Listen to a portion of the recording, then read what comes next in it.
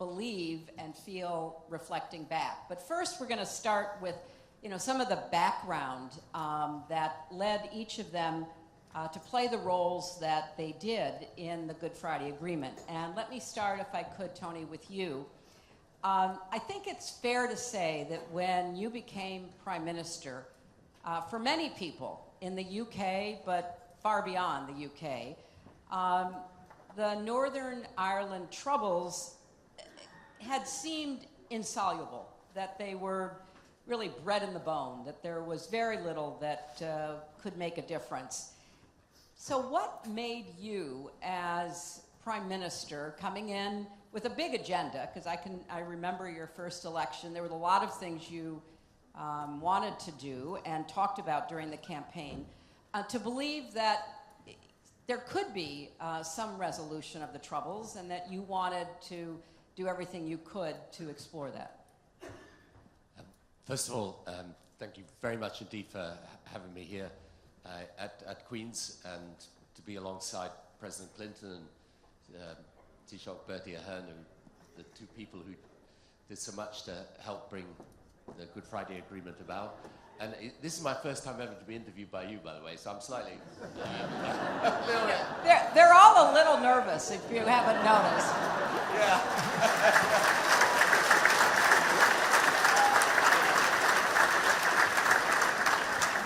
Especially the panelists in the middle. It's the follow-ups that'll get him in trouble. Well, that's the voice of experience, so I should listen to it. So I think when we came to power, obviously, and it's important to say this, I mean, John Major had tried hard. He'd started a process. John Hewman had been a constant arguer that it was possible. And, I mean, John, I remember, when I was in the House of Commons as the leader of the opposition, and in Parliament, you're going through the voting lobbies. John Hume would wait strategically for me as I was going through the lobbies, and he would back me into a corner. And John was someone who was very persuasive, but there weren't short conversations, right? So, but the thing that he drove home to me the whole time was that it was possible. He said, "I know people will tell you it's impossible, it's possible." And then I was explaining to people earlier my own family background. Obviously, my mother was from Donegal in Ireland, but even though living in the Republic, they'd been a Protestant family, and I'd grown up with the Troubles being very much part of my youth and my own personal history. So I was determined for all sorts of reasons to try to do things. And then, actually, as leader of the opposition, I had met Bertie Ahern, who at that time, I think, Bertie, first time I met you weren't the Taoiseach. And I also kind of felt, when I had that conversation with Bertie, there was something I felt that could be done. There was we were coming up to the end of the 20th century, or a new millennium. There was a new generation taking charge in various places. Obviously, we were huge fans of what President Clinton and yourself were doing in the US. Everything kind of aligned. And so, and maybe this was just also the fact that we were new in government and hadn't had time to become cynical. So we just thought, now let's give this a go. And I remember discussing it with one of my Deputy Prime Minister, John Prescott, who said to me, "I don't know why you're doing this." He said, "They absolutely hate each other over there, And I said, "No, I'm going to give it a go." And so we did. That's, I felt, and I suppose there always is this moment in time when things seem to come together. And so at least I thought it was worth giving it the best shot. I think it's also important the role that relationships played, and the story you just told about John Hume really illustrates that. And earlier in one of the panels, Jerry Adams was talking about how he and John Hume began a conversation, even I think it was 12 years before the Good Friday Agreement. And John's genuineness, his authentic spirit and heart were just contagious, weren't they? I mean, you couldn't not listen to John Hume with his passionate belief in the goodness of people and the potential for peace without going away shaking your head, yes, it's possible.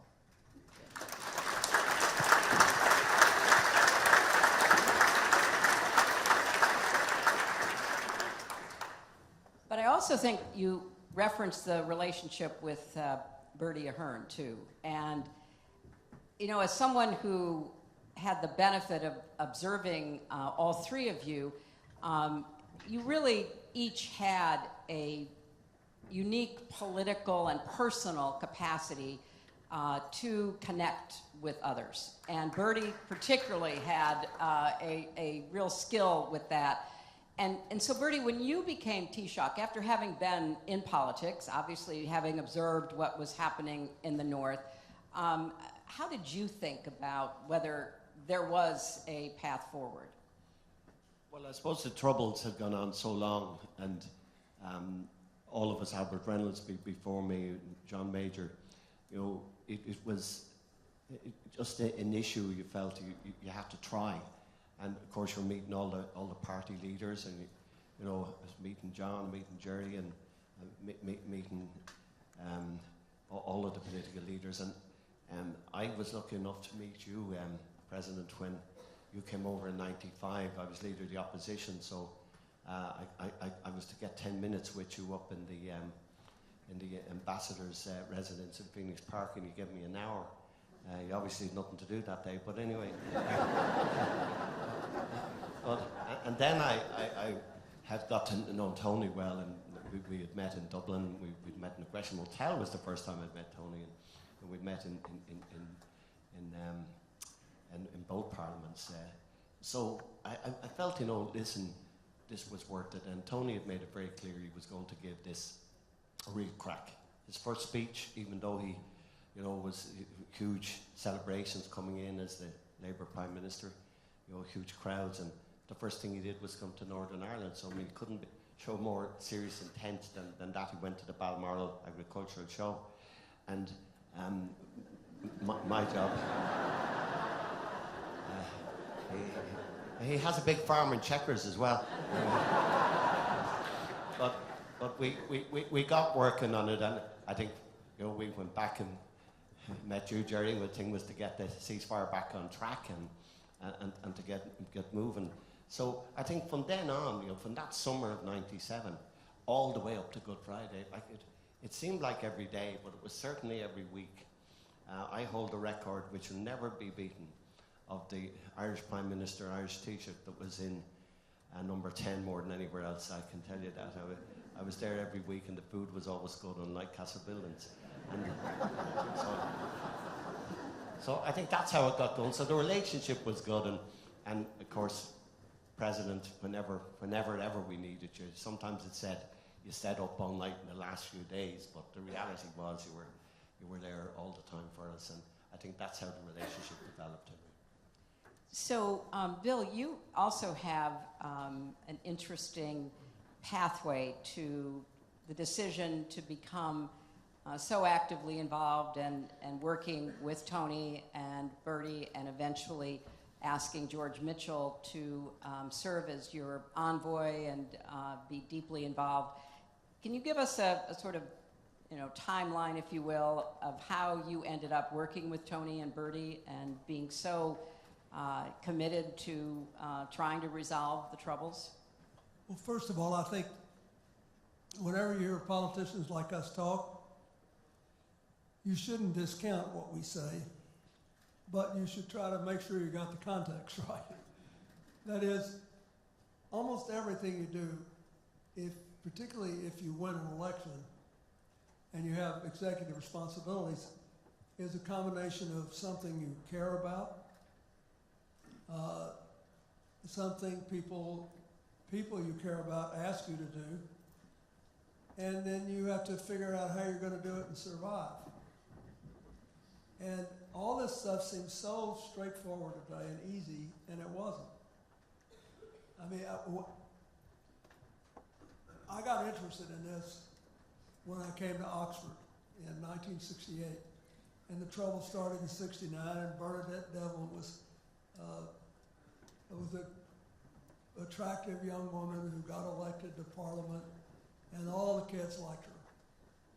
We didn't know jack about the design, a lot of us.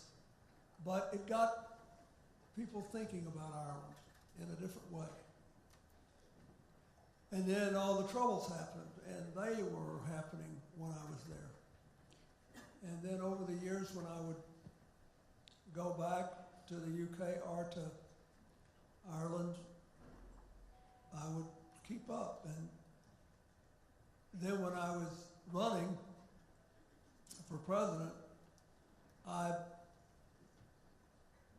knew that I had to be up to date on the Irish issue when I went to New York to the primary, when I went to Massachusetts. And,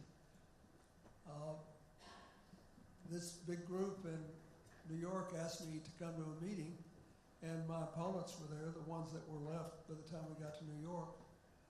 And so it looked like I was going to win the nomination if I didn't screw it up, frankly, then. But there was this big attempt to derail me. And there were people who think, oh, well, you don't want to take any chances. But I had some people working with me, and people I'd gotten to know who were part of the Irish community in New York who actually thought I should agree to appoint a special envoy, which then was heresy.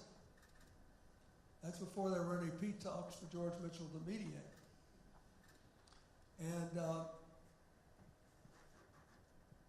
I got there late one night. Everybody else who was trying to beat me had already put in their best shot.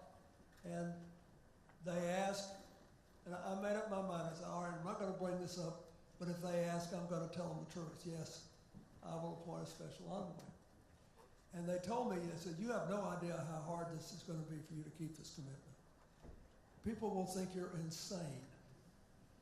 The State Department had operated for decades under the theory that our relationship with the UK was so important we couldn't mess it up. Even President Kennedy in his heralded visit to Ireland did not go to the north and did not talk about it. And, you know, it was one of those things that wasn't done. Well, I thought it was crazy to deny such a large problem's existence and to take a pass when we had the biggest Irish diaspora. We had people who were part of a big Irish population that were pro-unionist, as well as the people that filled the bars and other places in Boston and New York who were Republicans. And so they asked me, would you do this? And I said yes. And it sounds good, and then you have to do it, so I got elected. And then everybody was telling me why I shouldn't do it. And Nancy Soderbergh, who was on the previous panel here, she was on my national security staff. And she and Tony Lake and Sandy Berger, they favored naming a special envoy. And everybody else thought I was crazy. The British press was so bad that they were speculating that John Major, I just did it to burn John Major because he checked my passport files for the Bush campaign in '92. I mean, really, like I would change all American policy just to give. Today there are people spiteful enough to do that, but I was too dumb to think like that.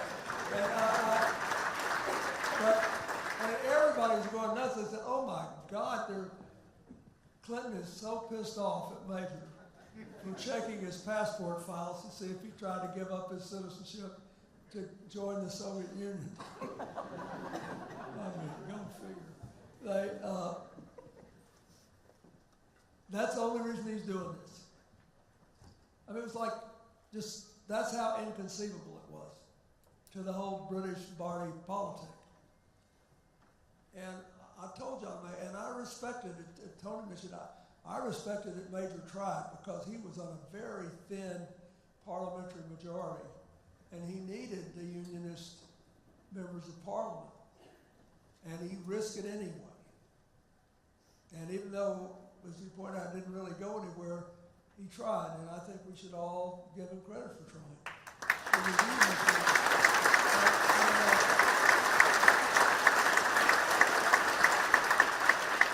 And the Taoiseach at the time, Albert Reynolds, thought I should grant Jerry a visa. And so we all worked it out. There were 7 Irish groups, and mostly based in New York City, that wanted him to come. And one of them sponsored a conference. They put together a whole speech deal, and he asked for a visa, and we agreed so I could make the United States look like an impartial body, that I would grant the visa for 2 days, but there would be no fundraising. And everybody knew that a lot of money was going into Ireland from the Northeast United States especially, but not on this trip. We were going to send a signal that we wanted to be involved, but we wanted it to be positive, and we wanted to be fair to everybody. And we have 2 people who are members of Congress here now, at least then,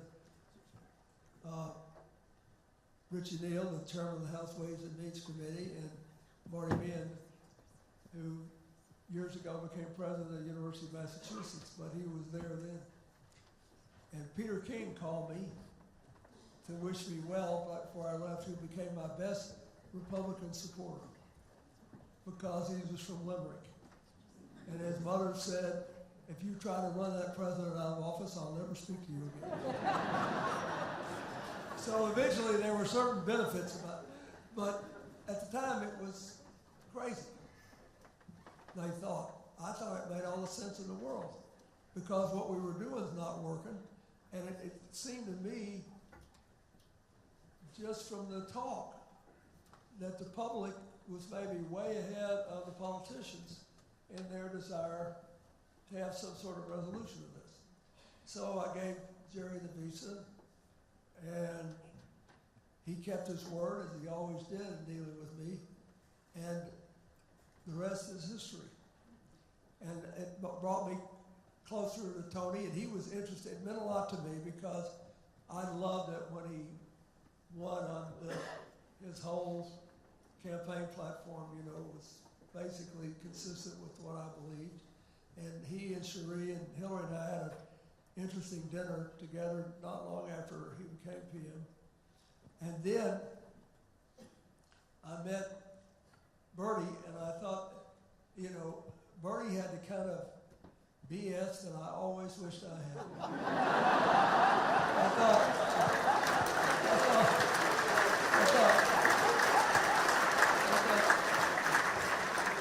I want to be Bertie when I grow up. It was great. So we all got along, and that's a big deal if you trust somebody. Because if you make enough decisions under this kind of pressure with all these changing circumstances, some of your decisions will be wrong or will be questioned or will not be good for one of your partners on any given day. It just happens. Nobody's perfect. You can't foresee all this. And the fact that we trusted each other, and we trusted eventually, I think we earned the trust of the parties in Northern Ireland that we were dealing with pretty much across the board, because they thought we would be straight with it. And that's how it happened. And it turned out to be, there were days when I felt like I was a ward politician in Chicago, Hillary's hometown, and there were days I felt like I was taking Seamus Heaney's advice to just take a flying leap and walk on air against your better judgment. So, but that's how it started. We all just decided that the time was right to do the right thing. There were lots of people here who were involved in this, from all over, including General Chancellor, who had to oversee the decommissioning of arms, which was highly controversial at the time. People thought we were crazy to think it could ever be done. You remember the first time it brought up? And so we were all out here just, we'd like to tell you that we had it all thought through, but the truth is we made up a lot of it as we went along. We had to wing it. And then when Mitchell came in, he organized our efforts. Well, again, I think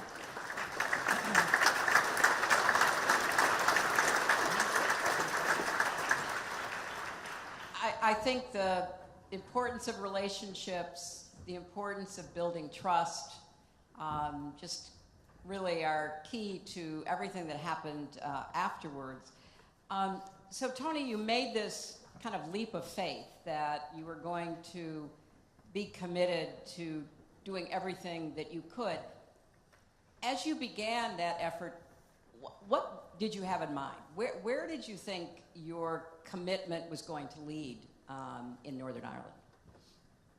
Yeah, just before I come back, I should say I was also very grateful to President Clinton because he was very good to me even when I was leader of the opposition.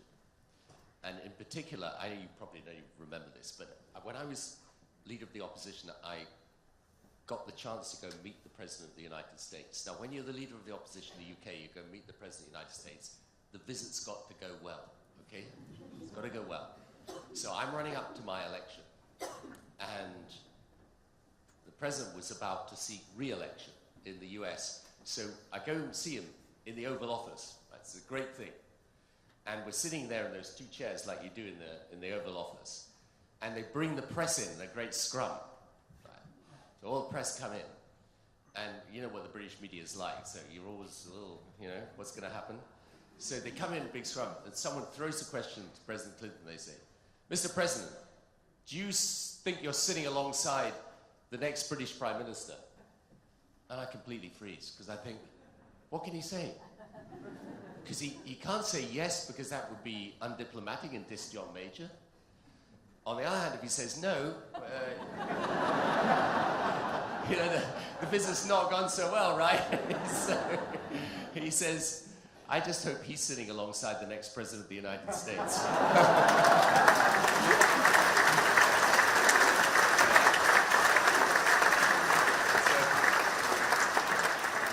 I always thought, yeah, that guy could do Prime Minister's questions. So when we began this, the first thing we did, and I think this is a really important element for any peace process, is we agreed to talk to everybody. And, in the end, with the peace process in Northern Ireland, I mean, okay, we had difficult jobs to do, but the people who had the really difficult jobs were the politicians in Northern Ireland. Because they were taking risks, and they were also having to say to their own supporters, who had built up a narrative over a long period of time, we're going to change strategy, we're going to move, we're going to do things differently. And so, for David Trimble, he had to make, this was a really, really difficult set of decisions he had to take. Seamus Mallon, and then, of course, for Sinn Féin as well. And then you had loyalist groups. So you had a whole range of different people, all of whom were going to have to take difficult decisions to move this process along. And I think the most important starting point for this is that we were prepared to go and talk to everybody. And I remember, Jerry will remember this well. The first meeting I had with Sinn Féin, with Jerry Adams and Martin McGuinness, at the time this was, very shocking to people. And you had to be prepared to do it. And I remember after I did it, I don't know whether people here recall this, I then, after I met them for the first time, I then went to a shopping centre for a visit. You meet and then you go for a visit. And I told you about this last night. When I got the shopping centre, I got in there, I was saying hello to people and so on. And then suddenly there was this huge wave of people, including people who are wearing washing up gloves. Those plastic washing up gloves. And the last time I'd ever seen anyone wear this was my mum, and I was they're all coming together. I was thinking, what's going on here? What sort of protest is it? But this was all to do with the fact that I shouldn't have been shaking hands with Jerry Adams. Because this was a big thing, you see, that people were saying there was a huge debate. Yes, you can meet him, but you can't shake hands with him.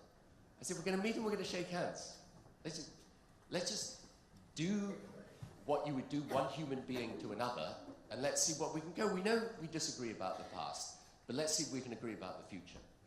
And Mo Mowlam then went and visited the Loyalist prisoners in the maze. All of these things were difficult. I don't think anything could have happened unless we were prepared to sit down and talk to people and to understand these conflicts come about because there are two distinct narratives in opposition to each other, and the only way you will ever make peace is if one side understands how the other side feel. They don't have to agree with it, they don't even have to sympathize with it, but at least they have to understand it.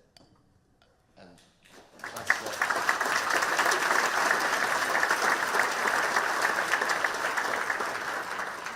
I think that's a lesson that we should all not only hear but repeat to ourselves and others, because clearly you don't make peace with your friends, you don't make peace with people that you already agree with. You have to keep searching for that common ground. So Bertie, when you realized that there was going to be a serious commitment from the Blair government, and then that the United States, with then President Clinton, would also be engaged, how were you thinking about what needed to happen in order for this to work? Because you had literally lived with it, you watched it, you knew a lot of the players, and so you had a ringside seat for years, but all of a sudden it looks like it might be real, and you had to figure out what you could do and how you could support it. Yeah, we got a few lucky breaks, I must say.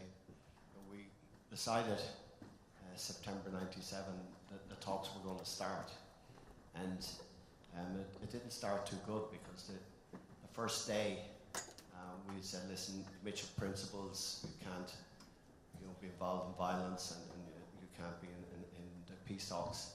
So everyone signed up to the Mitchell principles, and so that was good. So Sinn Féin were coming into the talks. You'll never guess what happened. The DUP walked out, and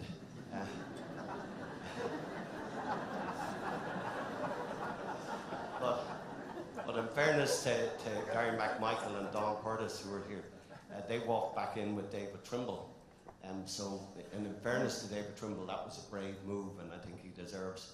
David Trimble deserves a lot of credit.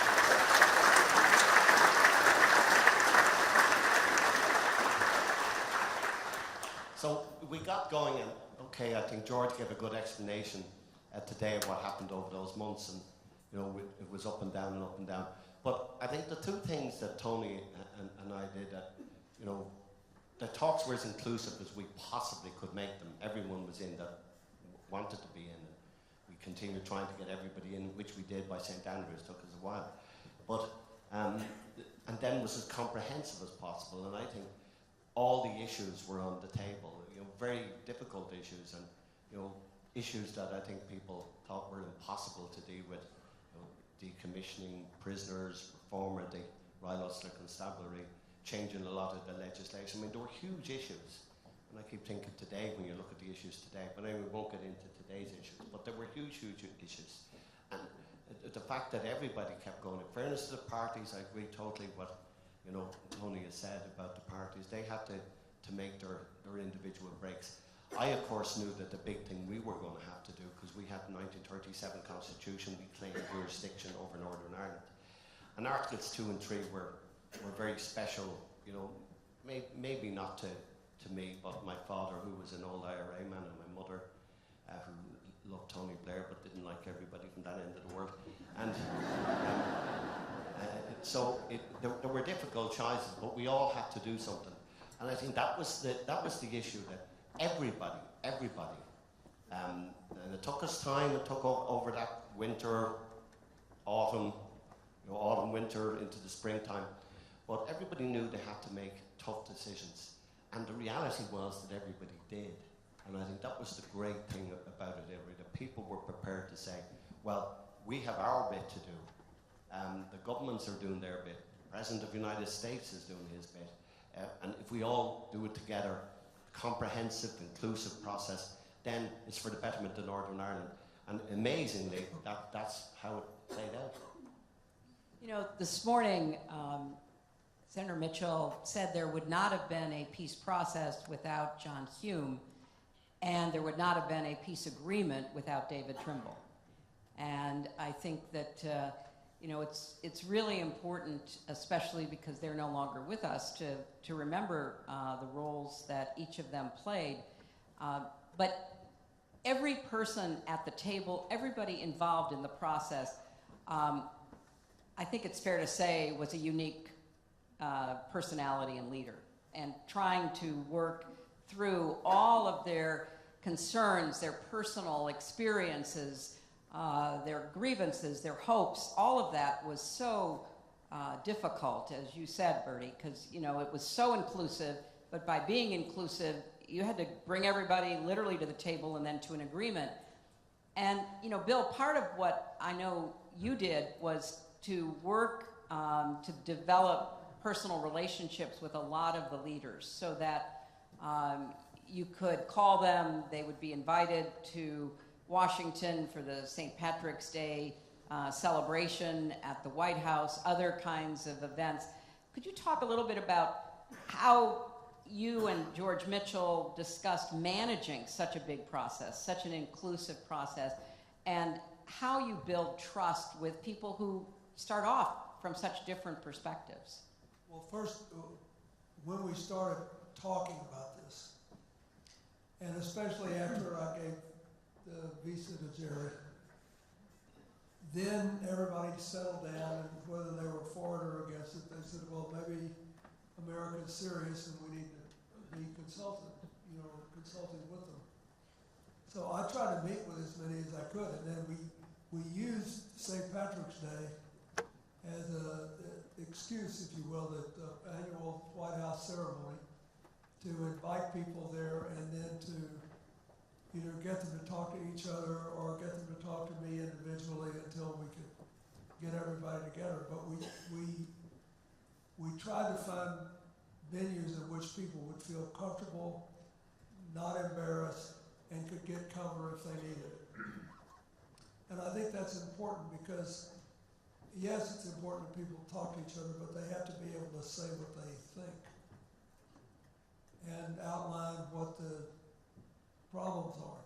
And one of the things I must say that I had almost no experience with before I got up to my ears in this was multi-party democracies.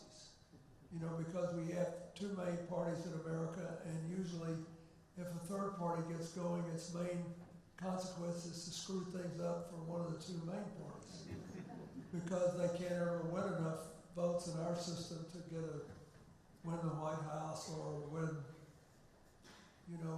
very few Senate seats or congressional seats or governorships. So I was literally fascinated for you. The whole time I was there for 8 years, I was fascinated by why people were in what party and what it meant to them. And I found that every single one of them that I talked to had a good reason that went well beyond any kind of personal ambition.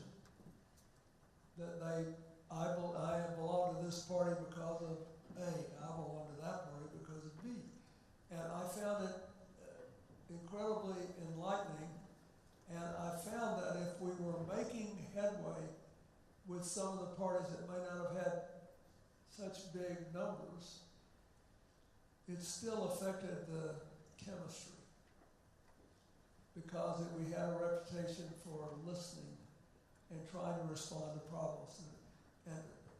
But we did a lot because of St. Patrick's Day, and then we did a lot when I went places. And I was talking to Tony and Bertie all the time. And then once in a while, even in the beginning, Mitchell would give me marching orders, and I would salute and do what he asked. I want to go to that last week, the push, because earlier it was mentioned that both you, Tony, and you, Bertie, actually came to Belfast.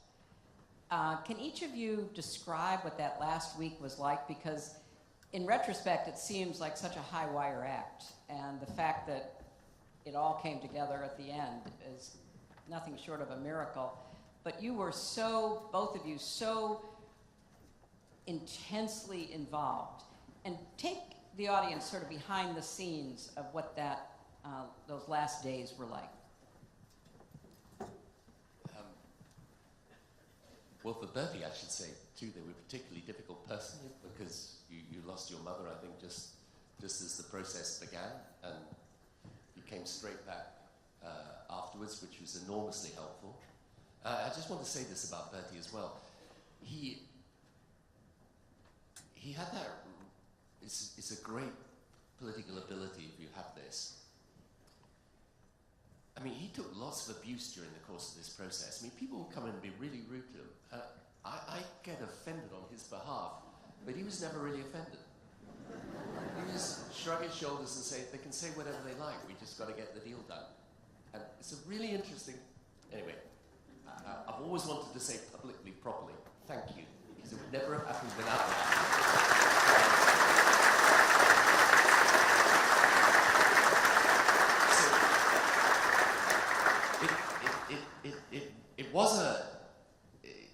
It was a roller coaster all the way through, but we had, alongside the individual decisions that leaders had to make, we had a framework that people thought was essentially fair. Right? And that framework was the principle of consent on the one side, that Northern Ireland should remain part of the UK as long as the majority of people in Northern Ireland wanted it, and on the other side, that there should be fairness and justice, and a recognition that there hadn't been, and therefore the institutions of Northern Ireland had to change. And I think you never get an agreement unless there is, at the heart of it, almost intellectually and politically, something that people think is fair. And the thing about politics that you find is, it's always a battle of reason against unreason, right? It's always, when you take a step back and you put all the prejudices and all the background and all the history behind you, what is the sensible solution, right? If you can divine that and create it, then the rest is strategy and tactics to get there. And I think that was a very, very important part of it. But also we were, to be absolutely frank, as we carried on during the days and nights, and as George Mitchell was just saying, there were days and nights. I mean, we got a few hours sleep the whole time. Then, frankly, one thing that happened in this was that there came a sort of strange collective spirit that said, at the end of this, we can't go out there and say, anyway, it didn't work. Because the whole of the world's media by then camped outside, and I confess I was starting to get a little bit nervous of the political consequences of failure. But this was a good thing, because it was a spur to carry on working at it. And, as the other thing is that it was up and, I mean, to switch analogies, it was a seesaw the whole time, right? So suddenly one side would be completely against it, and then you had to try and bring the thing back into equilibrium again, then the other side would be completely against it. And then, I was describing to people earlier how if you were in a room with a group of people and the next meeting was waiting to come in from the other side, I realized after a time you couldn't have them walk out, because if they walked out looking happy, the other people came in sad. So it was a total disaster for the negotiation. But the other thing was that you had, it echoes something that Bill was saying a moment ago, you had established the relationship where you could have what I call a strategic conversation. Right? So when I was dealing with David or with Jerry and Bertie, and I would be sitting there doing a lot of the meetings together, right? So there was no, the British and Irish governments sitting there together was itself an important thing. We were able to have a strategic conversation. By that I mean, they tell you honestly what their problem is, then you try honestly to solve it. Right? And it's a really important thing, because if you can't have that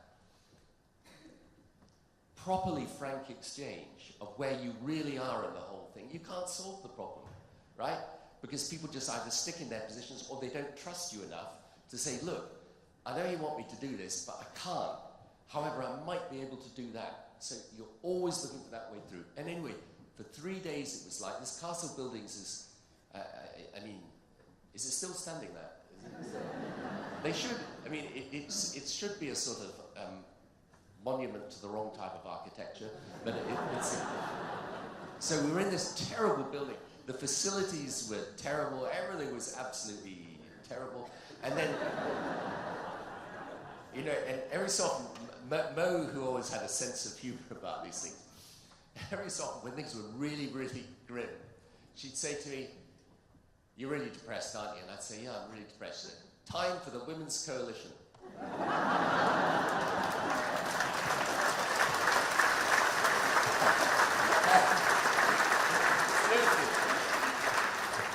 And then we come to the Women's Coalition, I say, "Mo, these people are really reasonable." She said, "Okay, that's the future, now let's get back to the present." So, yeah, it was a strange psychology, and in the end, when I had the final call with David Trimble, and I think Bill had also just spoken. He, by the way, I was calling him. I mean, I used to call him. I ignored the time zone, so sometimes I was calling. It must have been 3 or 4 in the morning, and you know they put me through and say, "Hi, how are you going?" And I used to put down the phone and say to Jonathan, "Is this guy ever asleep?" I mean, it's like 3 in the morning in the US. But anyway, so we had the final call with David Trimble. Then we just went for it. But I think it was a combination of many things. But in the end, I come back to the same thing. You can have whatever technical agreement you like, but if the spirit is not sitting alongside it, it will never work.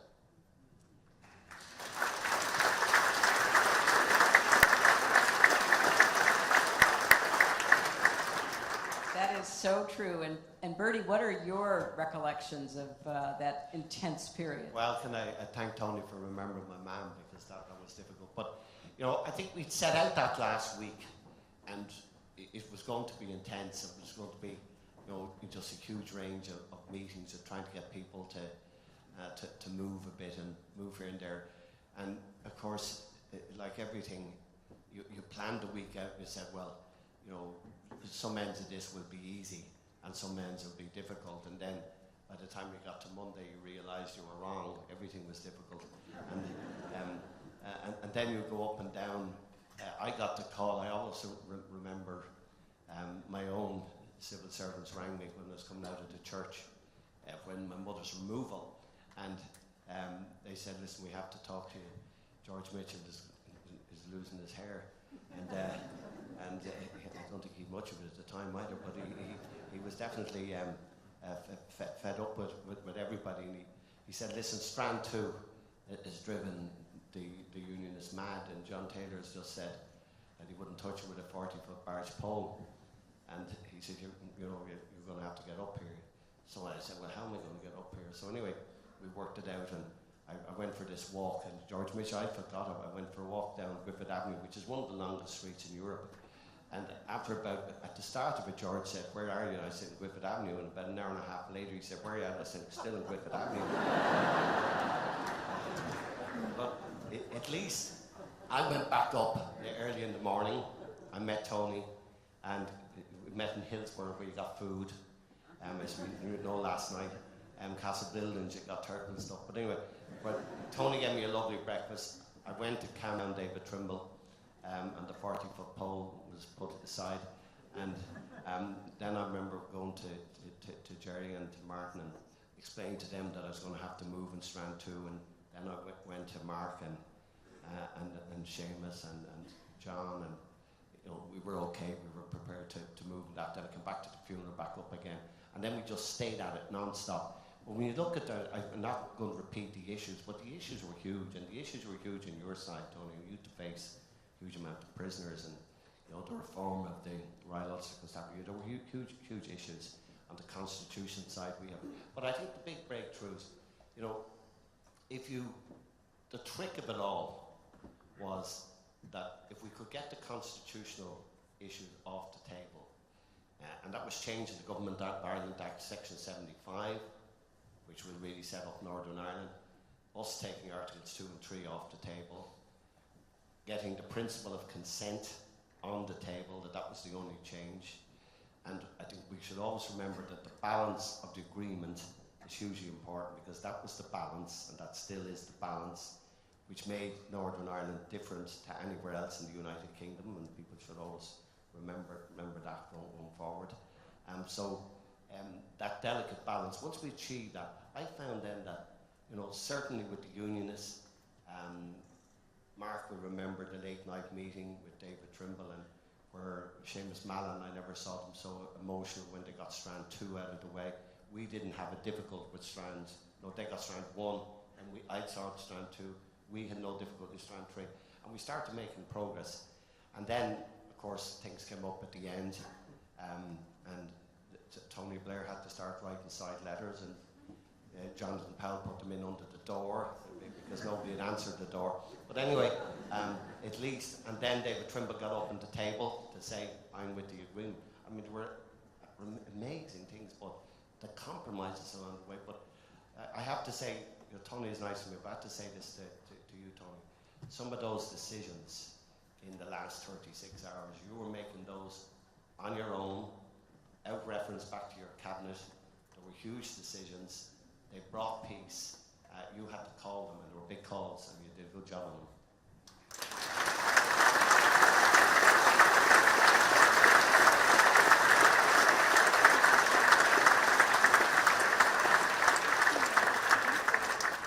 So we're getting toward the end. I personally could go on for a long time, but I think we should stay within the time limits given to us. And so, Bill, I want to start with your recollections of the end. I do remember all those late night phone calls, and they were pretty constant and always at 3 or 4 o'clock in the morning, as I recall. But if you could just share, Bill, with as you're thinking about the end, but also then I want to segue, starting with you, as to what advice, if any, would you give to political leaders and active citizens and the people of Northern Ireland right now in terms of moving forward into the next 25 years? And then I'll ask Bertie and end with Tony on that same question. Well, first of all, the last week was horrible for me because I was so full of anticipation, and I had a day job. And I was so jealous of Tony and Bertie. I felt almost as if Hillary were about to give birth to our second child, and they got to go to the waiting room. And I was kept out. But, George Mitchell would call me, and then Tony would call me, and I'd talk to Bertie, and we'd call whoever I was asked to call. But the thing that I felt always was the process of which all the parties had proceeded involved so much time, so much effort, and was done with so much respect for people across the political spectrum that I thought in the end these people wouldn't walk away. And it's a great tribute to all of them. Also, there are people we haven't mentioned. Mary McAleese and Michael here. I think the presidency of Ireland, I'm glad Ireland has a symbolic president who can bring people together. And it's a metaphor that they had a president from Northern Ireland.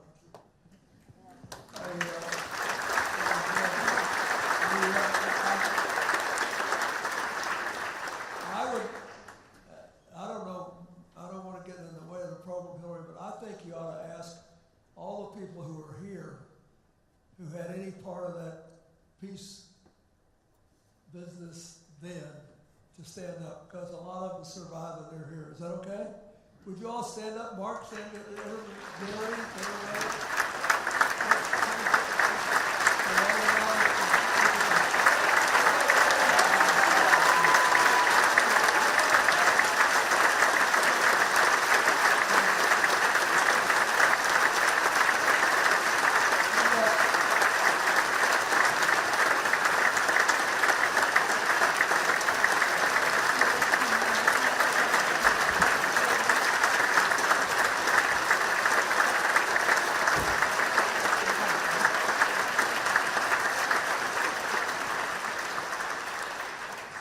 I'll yield my time to Tony and Bertie, but the one last thing I want to say is I think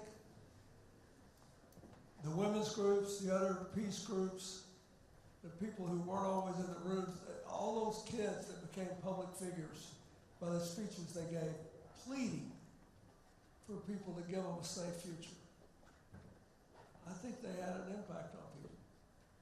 I think every one of us wound up being a little better than we would have been otherwise because we had to look into the eyes of people. And I wish that in every troubled area of the world, there was some way to bring that human dimension in the way it was in the Northern Irish peace process, because it does affect you.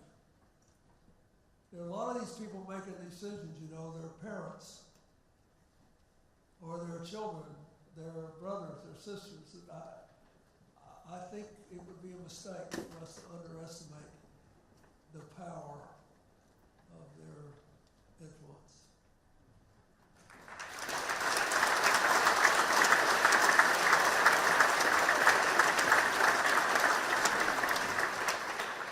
Well, Chancellor Hillary, but my one bit of advice, we worked really hard, all of us collectively, and you know, you President gave so much time and effort. You came to Northern Ireland, to this island of Ireland, more times than you know you've been anywhere in the world. And you know, Tony and his governments and successive governments have given huge time and commitment. And between 1998 and the 13th of October 2006, we worked really, really hard to get Democratic Unionist Party on side and to move with us up to that May 2007 when we kind of felt we got our job done, you know, others had to finish it on. And I just really plead and deeply hope that the Democratic Unionist Party will, you know, pay the reward back to us all to stay the road with us, because the people of Northern Ireland need them. I think the people on this island need them. We all want to work together. The alternatives are not good.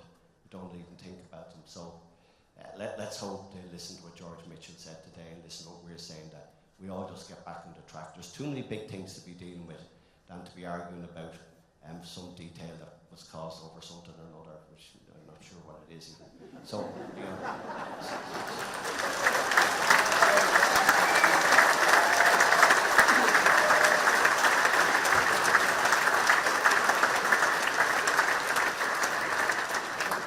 So just let's move forward and try and make this work. Tony? I think just very briefly, we know the peace isn't perfect. We know the institutions have often been rocky and unstable as they are today. And we know there's still a lot of distrust and mistrust between the communities. But we also know that Northern Ireland is a much better place than it was before the Good Friday Agreement. And the only thing I would say to today's leaders is, I think when you stand back and you reflect, you know in your heart of hearts what the right thing to do is. And you should just get on and do it.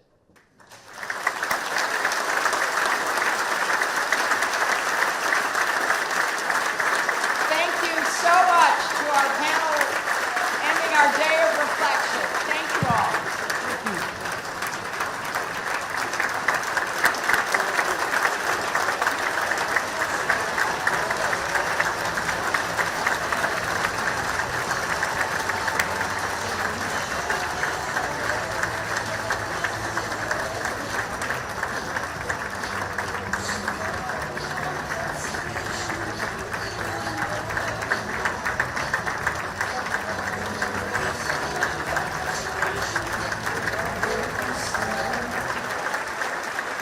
What a fantastic finale to the day. Thank you all very much to that wonderful panel. It's been a very emotional and thought-provoking day, but this brings the day to a close. I'm sure you're all leaving with plenty of food for thought, and I hope that you find today's session stimulating and interesting. If you're returning tomorrow, we look forward to seeing you then. Thank you and good evening.